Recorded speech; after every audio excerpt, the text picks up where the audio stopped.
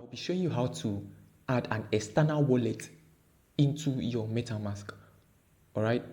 So many of you can have been asking me how to link your external wallet, because I myself I do install I do save most of my tokens to my hardware wallet. All right. So whenever I want to send any tokens from my MetaMask to my hardware wallet, I'm gonna be connecting it directly into this MetaMask software.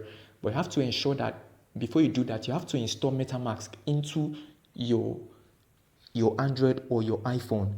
Then before you can continue with the first process. So in this video, I'm going to be showing you, taking you through the steps on how to go about it. So here I'll go straight on how to add your external wallet to your MetaMask.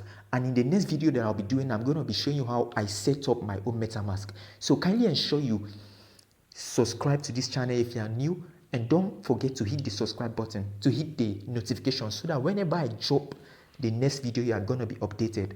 So without further ado, let's get started. So first thing, to add your external wallet here on MetaMask, you have to click here, right here. You have to click right here.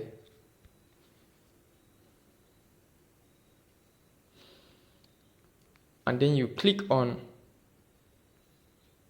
add account. These are the various accounts that I already have here on my wallet, but I won't be clicking on any of these. Okay, I'll just come over here and click on add account. All right, so you click on the add account,